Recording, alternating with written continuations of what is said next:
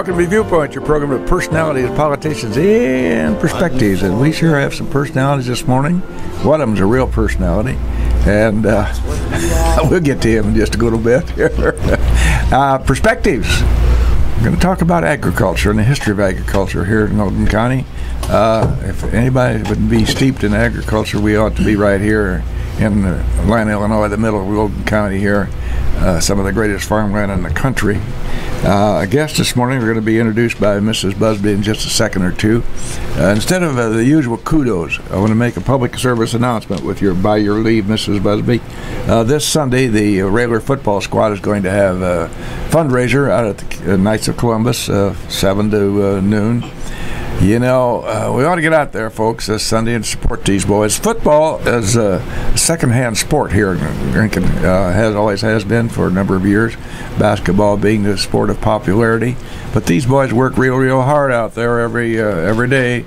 If you're working out under pads in this kind of hot weather, you know they deserve your support. So this Sunday, Sunday morning breakfast. Take your family out there and enjoy yourself. Go ahead, and Mrs. Busby, we've got some interesting gentlemen here this morning, people I respect and have known for a long time. Some of them since they were knee-high, and others a little bit later. So go right ahead, ma'am.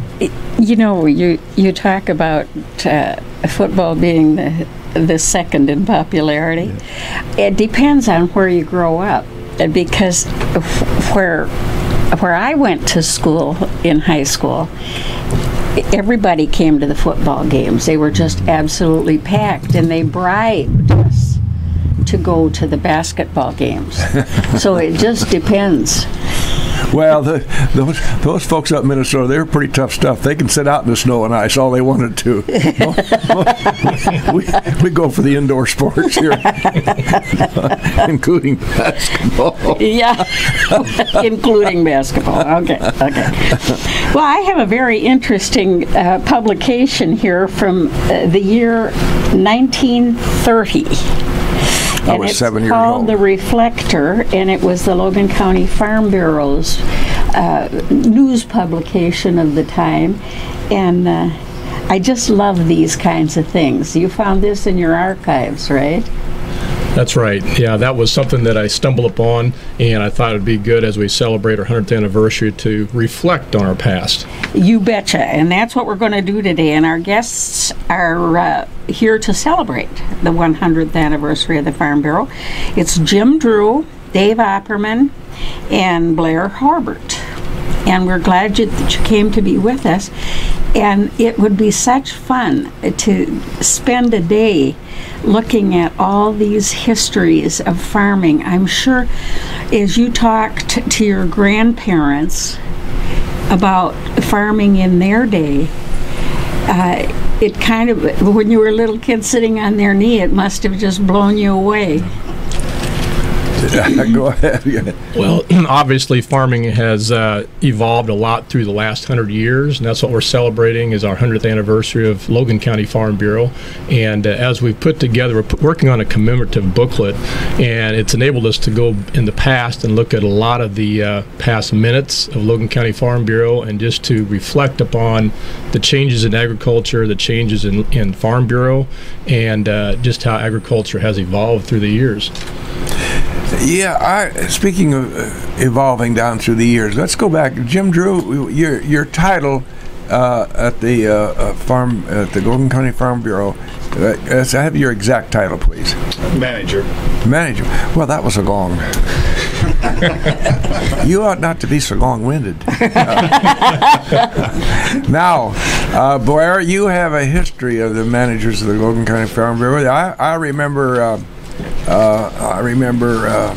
Jay Checkley as my first memory, and then we had Nelson Henry Anderson, and Mr. Engelhardt. Give us those names, please, Blair. Sure. And when you're talking then, that was back when, in the early years, up to 1956, they had a dual role. They were called the Farm Bureau Executive Secretary, and they also had the role of Extension Advisor. Mm-hmm. That's the word I was coming up, Extension Advisor. I couldn't remember that. the very first extension advisor / executive secretary was E.T. Ebersol, and he served from 1918 to 1922. Then was Checkley, that you just mentioned, J.H. Checkley from 1922 to 1934. Off the campus of the University of Illinois. That's where we got these extension advisors, from the University of Illinois. And he was followed by N.H. Anderson from 1934 to 1949. And then it was when just the executive secretary, Farm Bureau, from 1957 to 62 was Tom Smith. And then David Clem, Bill Wilson, Tom Haley, Bob Went, Jan Oatley, and then Jim Drew has been here for closing in on 40 years. So, you been here that long, Drew? Yep, came in '78. Were you 4 when you started? I didn't know we hired teenagers. Goodness gracious, Jim. First day was Can Crush Day. No kidding, Jim. That's well, he's just kind of like an old wart. You just get used to him, and he's here. Interesting analogy. Well, that's interesting. I had no cognizance of the fact that you've been here that long, Jim. How would you say, Mr. Drew, your responsibilities have changed from the time you came here to 2017? Probably like all industries, technology has really changed things. From what we used to do, it seemed to be a little more probably committee work and county activities was the main focus. We still have county activities, I'm not saying that, but we've also, legislative has become such a huge issue for us anymore that we're so involved in that. I wanted to ask about that legislative contact. Is that an integral part of your duty to be in contact with our folks down in Springfield? God forbid you have to spend much time with them, but our local representatives are a little bit different.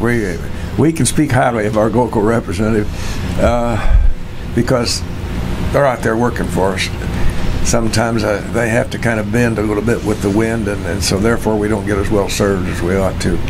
It's kind of a disaster down there. I can't believe people of age could act the way they do down there in our legislative houses. It's a Me Too thing done instead of what's good for the best of the electorate and the community. But in any event, that's part of your duty, Jim, is to be in contact with our legislators, and then you report directly to the board, the Logan County Farm Board of Directors. Is that how that works? Right, our local board.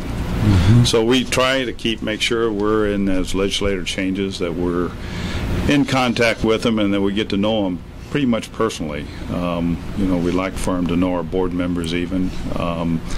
And that's even on the federal level, as you know. I mean, you've been at some of the fundraisers that we've hosted, and You're so soft-spoken, sir.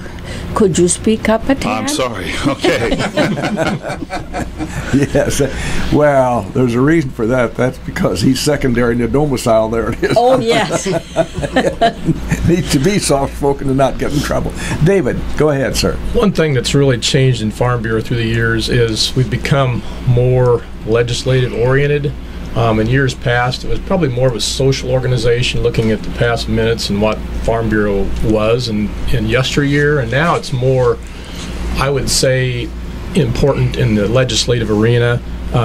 We like to have good representation in the Illinois as well as national legislative arena, and fortunately, Illinois Farm Bureau's got some really good staff in that department that lobby on our behalf, and collectively we as farmers have a voice in Illinois and national politics through those people that are involved in our legislative departments. Farm Bureau puts together, we have a policy book, and each December we meet in Chicago. Typically it's in Chicago, and we go through our resolutions, and those are actually grassroots ideas that come from the membership, and they're discussed, and if they're sound, it can be, quite frankly, a whole host of different ideas that get submitted, and they're reviewed annually. And these policies that actually make it into the policy book and approved that's what our staffing uses in the Illinois national arena to convey what we stand for, Illinois Farm Bureau wise. And I found a quote that was interesting in some literature the other day, and it stated, "Farm politics without policy is like a farm without seed. You're just hoping something good will grow." Yeah. You know, so you got to have a directive, and we're blessed in Illinois Farm Bureau to have a strong directive through our policy book that gives us direction on everything from farm programs to you name it. We're typically have an opinion on, and that goes into our policy. Well, you know, that's almost inevitable because government is more involved day by day in parts of your life that you wouldn't think they had to worry about.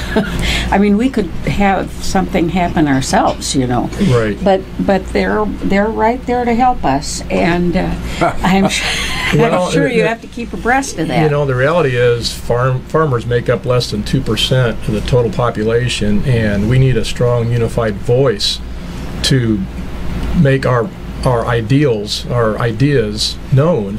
And Farm Bureau is probably the strongest organization to do that.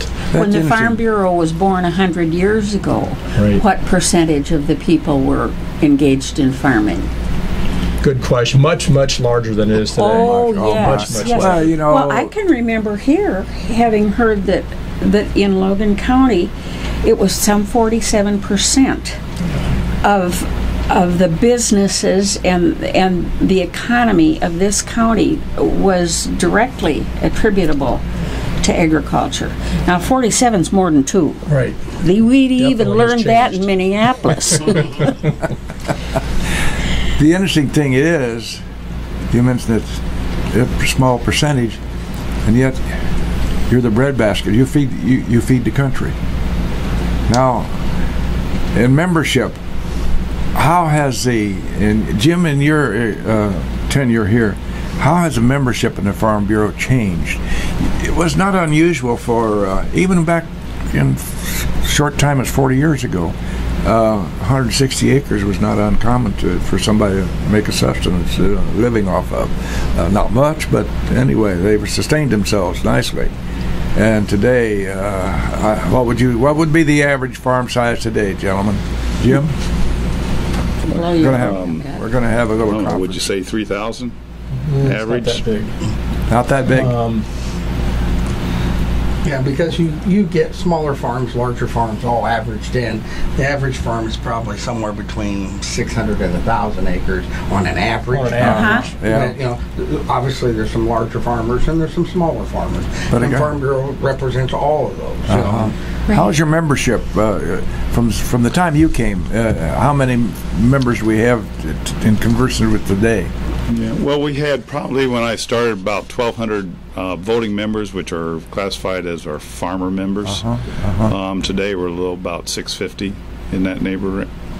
So we've decreased by about 50%. But part of, a major portion of that is, as we just talked about, the sizes of the farms. Right. So Right. we don't have as many farmers because there's fewer farms per se in the same acreage. I can remember my grandfather he came along at 240 acres.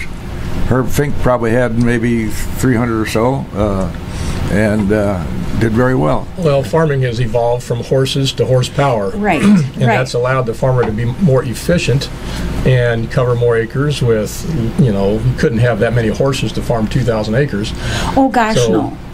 it's enabled one farmer to feed a lot more people. I like to brag about the fact that I had Topsy and Judy as my team to plow corn behind a pair of horses. And I'm probably the only one left that can say that. Grandpa Busby did that too, and one time he ran over a nest of ground bees, and the horses did not.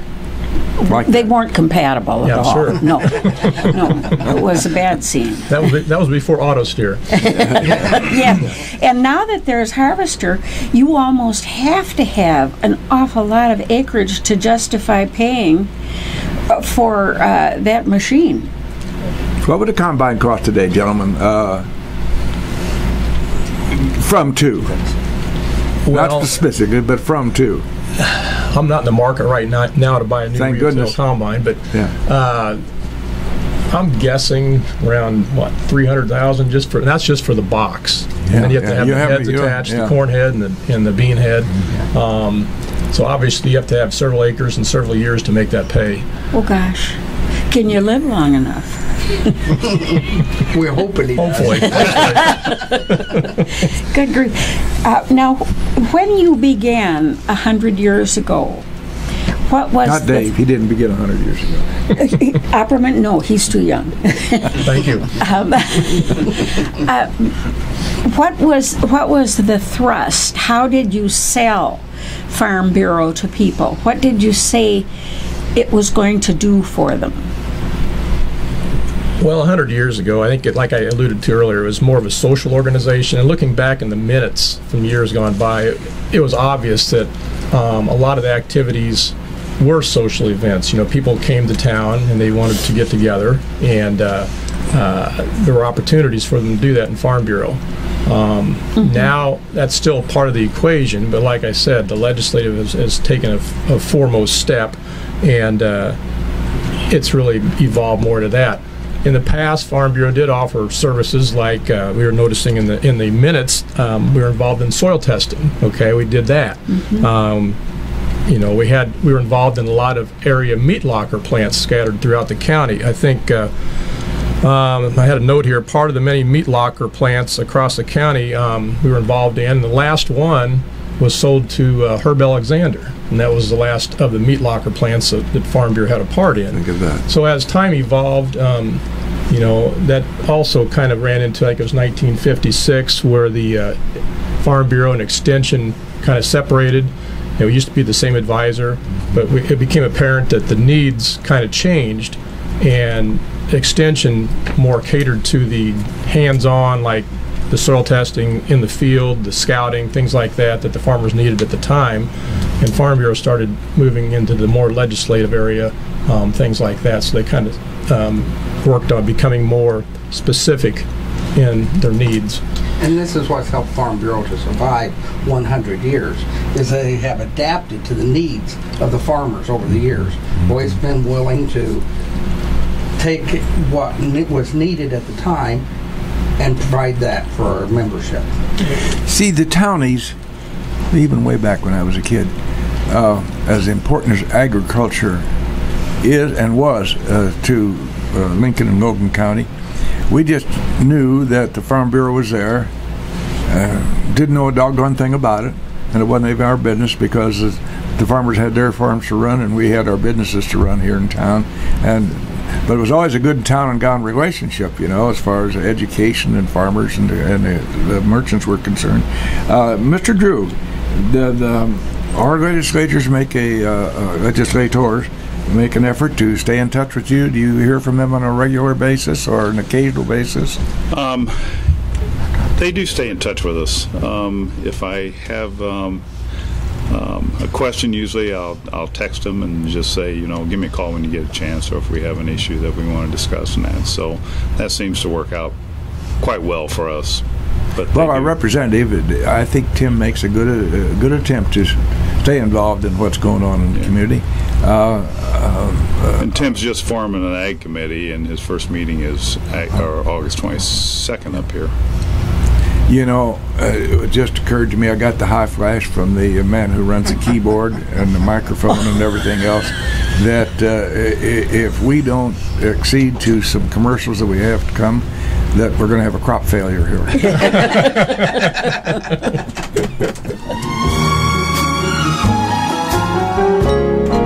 And having fertilized and watered our commercial crop, we come right back in the studio live on the program with Viewpoint, of course. And I have with us this morning some gentlemen representing an industry, if you will, please, an integral industry to this entire country, not just to Logan County. Farming, things on your table, things when you go to the grocery store that they used to grow on their own and then butcher on their own property and produce their own stuff. Those days are gone. Jim Drew, we were talking about legislative contact and so forth. You had something you wanted to add to that, I believe. Well, we also have a program within the organization called Adopt a Legislator. And what that is Not so much, thank you. The downstate farm bureaus adopts the Chicago legislators. So we have them, we get connected with them, we have them down to kind of tour the farm.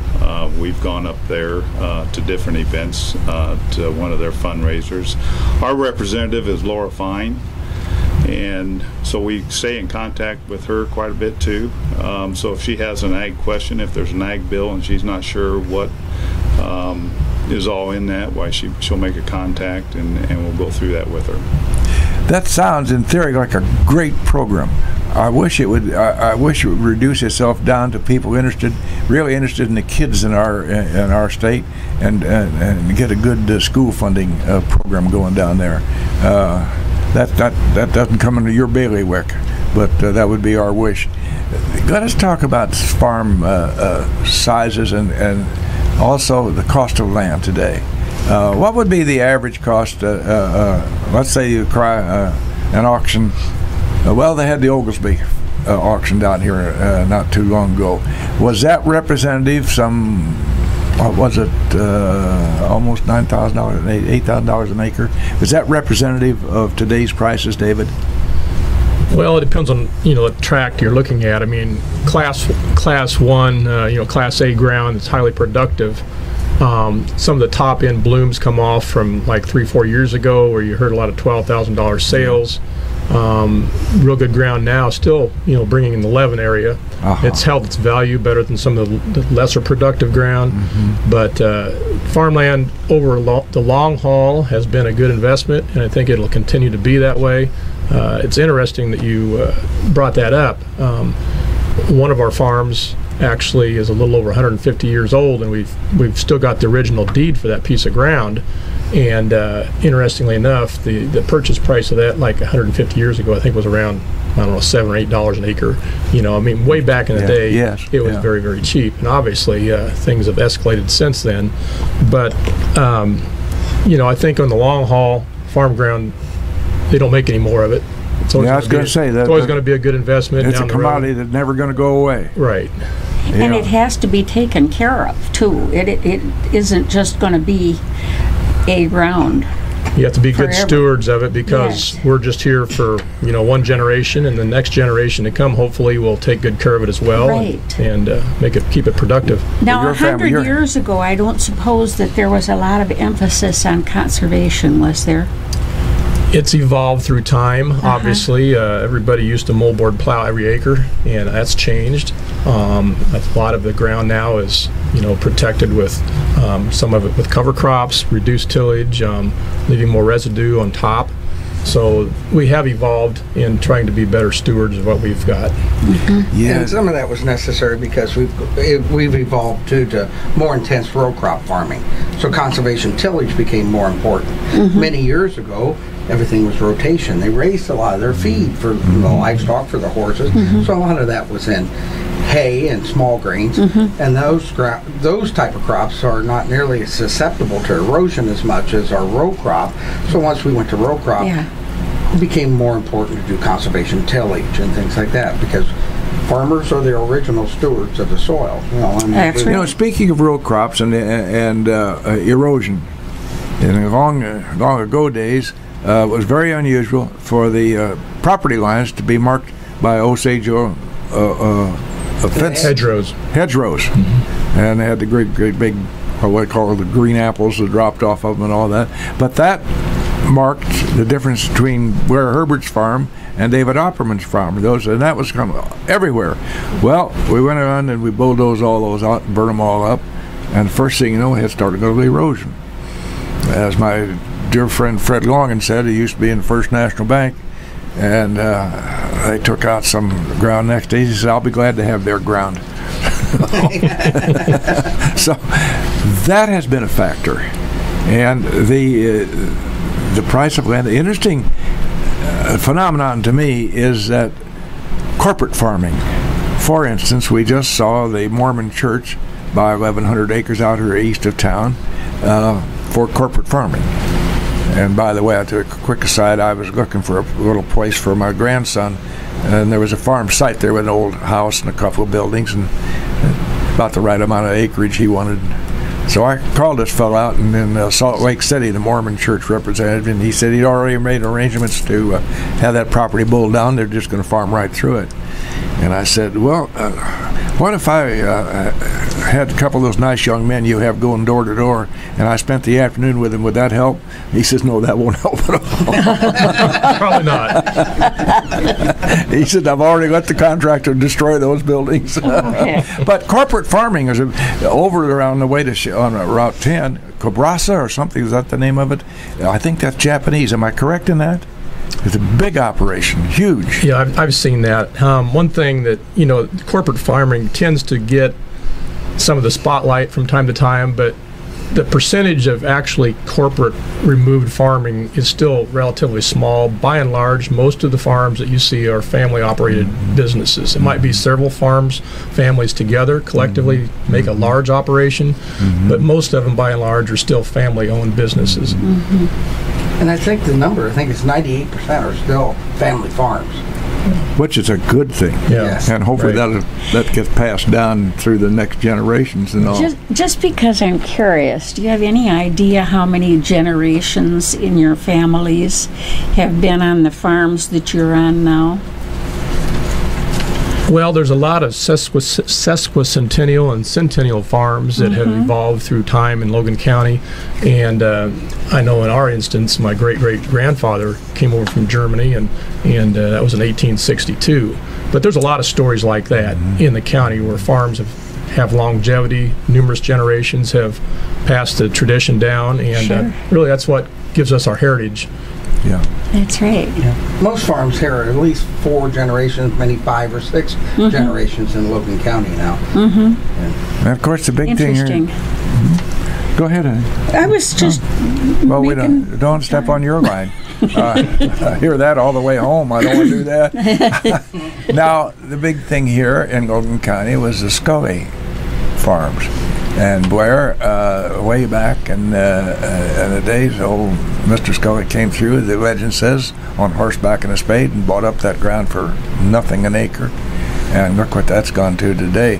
And way back when I was a kid, somebody in a Scully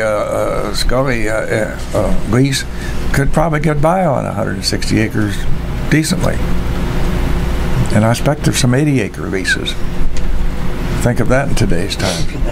And we were talking off air earlier before 8:15 time came about the Grange, which is a forerunner, in a manner of speaking, of the Farm Bureau. And Jimmy Ash printed this off for me. That was founded in 1867. The purpose was, as they say, quote, to advance the methods of agriculture as well as promote the social and economic needs of farmers. Well, that was a big thing in that time. Then, of course, we came along and they said that we had a financial crisis in 1873. Well, I know about some financial crises since then. Several in my lifetime, I can tell you that. But it's interesting, the formation of we are here at the 100th anniversary of our Logan County Farm Bureau. Now, how do you select your directors, gentlemen? Right now, we select them at large. There used to be a time in the past where each township had a director of their own, but we've got 11 directors right now, and basically they each have a different term, but they're elected at large, and they represent the county and the needs of the county collectively, and basically that's how we're structured. Blair? Yeah, we have a diverse group. I think we have a good board, and we try to keep all sectors of agriculture represented on our board and geographically dispersed throughout the county. So everybody has a director in their neighborhood, someone they can talk to, and it's worked very well. Well, obviously it must have, because there have been other farm organizations in very recent history, and they're born and they die almost the same week. So, for you, which brings to mind the NFO, the National Farmers Organization. Go ahead, David. Well, I think the thing to take home from this is Farm Bureau has had its longevity because it has tried to represent all farmers, and they've spoken well in the legislative arena. They've been diplomatic in their plea. We've been noted as a conservative organization through the years, and I think that's probably served us well through good and bad times. And we've offered a lot of things for the membership. Just looking at this this timeline booklet that we're putting together for our anniversary, we were involved in a variety of different things through the years. And like I said earlier, there were things for the membership at large. For instance, in 1941, the Farm Bureau Band started. There was a Farm Bureau Band back in the day. There was a Farm Bureau softball team formed in 1965, and we have, back in 65 also, we had a Young People's and a Women's Committee program started, and we still have those today. We've got a very active Young Leaders program right now that has come to fruition in the last, 5 years. We restarted that program and got a very active group of young people, 35 and under. That used to be us years ago. It was even us years ago. It used to be 30, and then they moved it to 35. I felt good for a while, but they didn't want to move it up to 50 something. So. But anyway, we've had a variety of programs. We had a citrus program. Jim alluded to earlier that at the time we've evolved to different needs as they've unfolded. For instance, we had a can crush program back in the day in the late 70s. Farmers got all their chemicals in 5-gallon cans. Well, we had to dispose of them. So we put together, at the time, the Young Farmers Committee put together, they bought an old hay baler and they crushed them and compacted them and made it, so they could load more of them out. Looking back, that probably wasn't OSHA approved. Well, but it's something, I would suspect. At the time, that was a need for the membership. And just looking through our booklet that we're putting together that reflected throughout the time changes, it's apparent that we've tried to be available for our membership on needs at the time. And for instance, right now, one thing that's really evolved besides the legislative arena, we also have an active member benefit program. And on our website, the Illinois Farm Bureau website, you can log on to that. But there's actually over 300,000 member benefit things that are offered, discounts for different events, different goods. For instance, anything from tires to Granger to hotels, travel, oil changes, $500 off a new Ford vehicle, up to 40% off of amusement parks, rental cars, all kinds of things, as well as local discounts. And quite frankly, you can well get back more than your $80. That's what our membership dues are, $80 annually. You can well get more than that back just in the discount member benefit program, aside from all the benefits that you're getting collectively through the legislative department.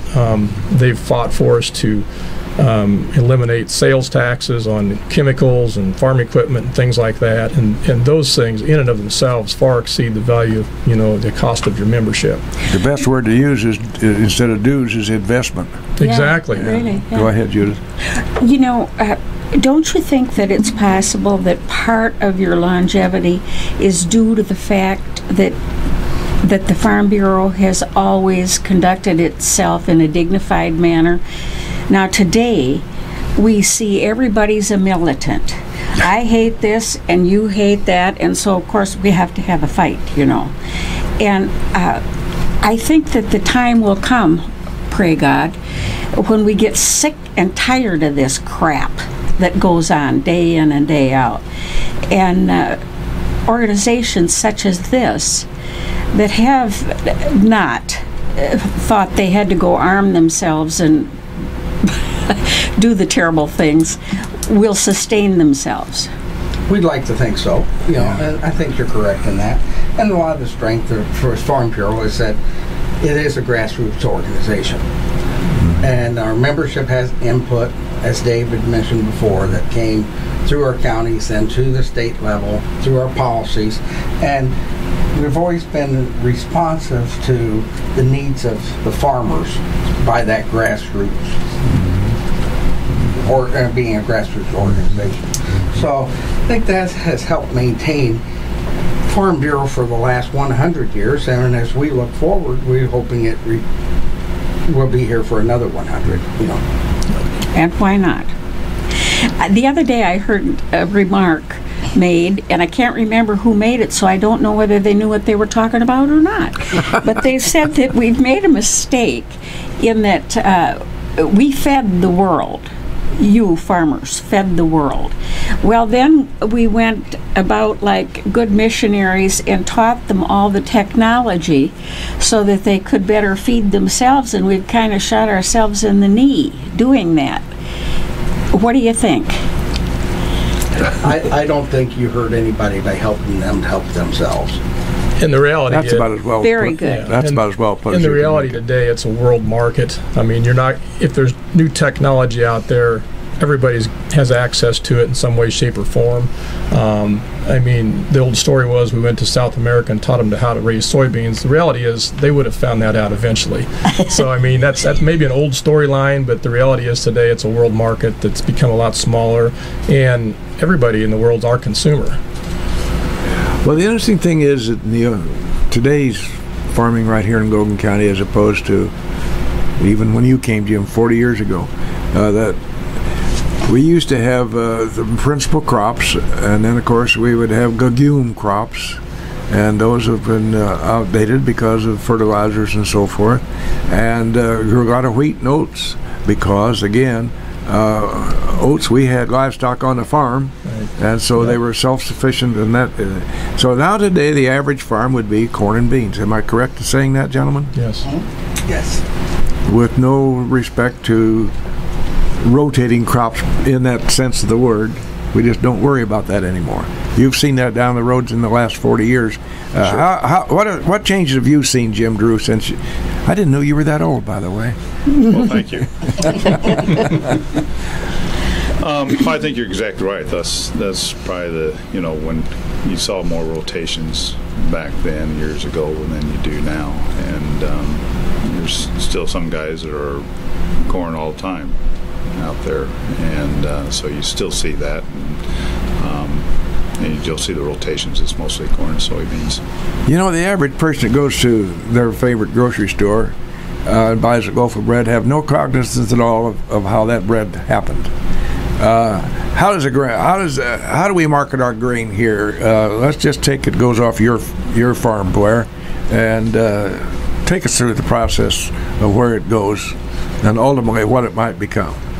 Well, in this part of the world, when we raise a lot of corn, a lot of that corn, still vast majority of it goes into livestock feed, whether it's for hogs or cattle or chickens or something. Another portion of that will be ethanol, and we hear a lot about, there's food for fuel, and one of the things that is bothersome to us is people seem to be able to wrap their minds around the fact that out of a barrel of oil you can get gasoline, and you can get diesel fuel, and you can get engine oil, and a host of other products. But they don't seem to follow the concept that the same things happens with a bushel of corn. Once you take ethanol out of it, you still have a very high protein livestock feed in distillers dried grain, or if it's a wet milling process, it's gluten. But you get more than one product out of that bushel. So it's not all just used for ethanol and then thrown away. Another part of a lot of our infrastructure in this part of the world allows us to ship overseas. So a lot of our grain, corn and soybeans, will be exported, and that's a very big market for us. As we hear all this talk about trade, again, that's a big important part of what we have to have as a market for our products that we raise here in Central Illinois. And our Illinois River over here, just about 55 or so miles to the west of us, you would say that that's an integral part of the transportation of grain throughout the country. It's not unusual, and I understand they can take a truck over there and just dump it over instead of turn it right upside down and roll it around, and the truck roll away and the grain's all unloaded. Am I correct in that? I don't think we see that so much as they dump it on a conveyor or like something. But but you're right. The river system is very important to us as far as transporting goods, both up and down the river. You know, so we get things up the river, whether that be fuel or fertilizers and things like that, as well as shipping our grain down the river to be exported. Blair brings up an interesting point. You ask about, where a loaf of bread comes from and how it gets to your table. A few years back, you recall we were up here talking about our Logan Ag Flavors event, and that was basically to get the local consumer aware of the different options Logan County Agriculture has, the different things we produce. Explain to them that what's involved in getting that loaf of bread to your table. Where does your meat come from? It just doesn't come from the refrigeration section at the store. And there was an Illinois Farm Families initiative that's still active, more so in the northern part of the states, that connects urban consumers with farmers so that they learn about how farming takes place. They get to see hands-on that farmers are just like them. They're consumers as well, that we produce a viable, safe product for them to eat because we're consumers just like they are. And it's all about an education for people to understand the whole role, the process of the food from, market, from the ground to their table, basically. And that's what that Illinois Farm Families initiative was about. And really, that's another story that Farm Bureau is actively behind, is promoting our safe product. We've about run out of time, unfortunately. Jim, do you have anything you'd like to conclude with, sir? I'd like to say that, going back to what Blair and Dave were just talking about, our biggest challenge, which we talk about, is everything comes from the east and west coast in. And to get those individuals educated, and like Blair was talking about ethanol, because they still feel like we're taking food away when we're making ethanol. So that's our biggest challenge, is getting those individuals to understand agriculture. Education's always a challenge in every field, isn't it? Right. Blair, sir, do I have a closing comment? The only thing is, we are proud to be serving the Logan County farmers for the last 100 years and can hope to continue. Like Dave said, we're putting together a booklet, kind of a commemorative booklet that we think would be very valuable to people to look back and enjoy and look at the last 100 years. And we hope for the next 100 years that it will still be of value. David, I have a unique position because I knew both of your sets of grandparents, the Oppermans and the Finks, so we kind of have a little special connection down through the years. Do you have a closing comment you'd like to make, sir? Well, I'd like to talk to you a little bit more off air about all that, perhaps. That'd be interesting. But I'd just like to invite anyone out there that's not currently a Farm Bureau member to strongly consider it.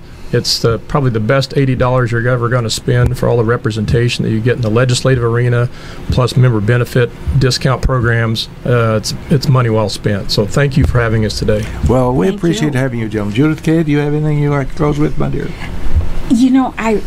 I grew up on Victor Memorial Drive. There was absolutely no agriculture there. And I thought, coming today, oofta. But this has just been fascinating. I appreciate so much. And you've done well in your education program here as far as Judy Busby's concerned. Thank you. Great. And we've had two excellent spokesmen, and the third being the manager of the Logan County Farm Bureau, and how important it is to Logan County. David Opperman and Blair Hoerbert, you've been great spokesmen for your profession, and we thank you for being with us. We always try to close with a comment or two. Will Rogers said long ago, and he sure was right then, and he's right today. A farmer has to be an optimist, or he wouldn't still be a farmer. Thank you for Viewpoint.